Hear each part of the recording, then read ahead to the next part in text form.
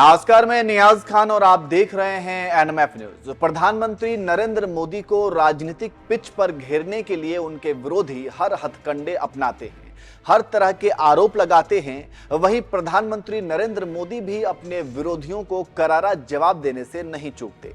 जब भी उन्हें मौका मिलता है तो वे अपने जवाबी हमले से विरोधियों की बोलती बंद कर देते हैं।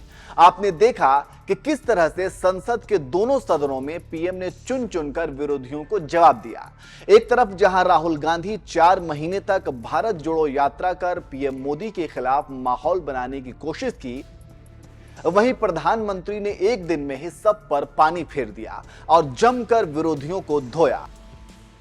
आपको याद होगा, प्रधानमंत्री के डिग्री को लेकर भी विरोधियों ने मुद्दा बनाया था और वे लगातार पीएम को डिग्री दिखाने की मांग कर रहे थे। इसके लिए कोर्ट में याचिका भी दायर की गई थी। अब इसी के हवाले से खबर यह है कि प्रधानमंत्री के डिग्री की सुनवाई के दौरान सॉलिसिटर जनरल ने याचिकाकर्ता को फटकार लगाई और इसे बिल्कुल अतार्किक बताते हुए कह दिया कि अगर ऐसे ही व्यक्तिगत चीजें सार्वजनिक की जाने लगी तो फिर कल को कोई राष्ट्रपति का बैंक बैलेंस भी पूछ सकता है। चलिए आपको तफसील से इस बारे में बता देते हैं कि सुनवाई के दौरान कोर्ट में क्या कुछ हुआ।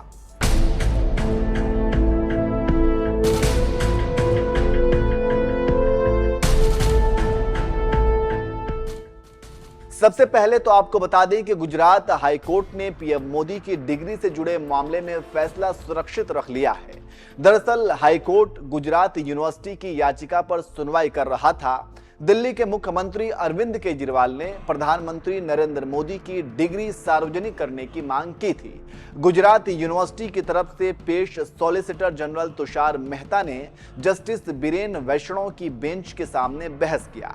सॉलिसिटर जनरल ने कहा कि पीएम की डिग्री की सोशल मीडिया वगैरह पर सार्वजनिक है और इसमें छिपाने जैसा कुछ नहीं है, लेकिन कोई हमें सूचना सार्वजनिक करने से मजबूर नहीं कर सकता।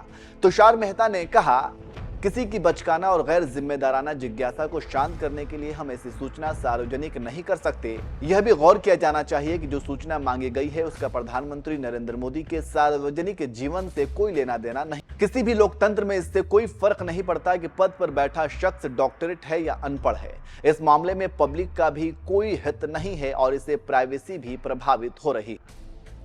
सॉलिसिटर जनरल ने आगे कहा, उदाहरण के तौर पर मान लीजिए कि कल को कोई आरटीआई के तहत राष्ट्रपति का बैंक बैलेंस या उनकी हाइट जैसा ब्यौरा मांगने लगे तो क्या यह लॉजिकल है?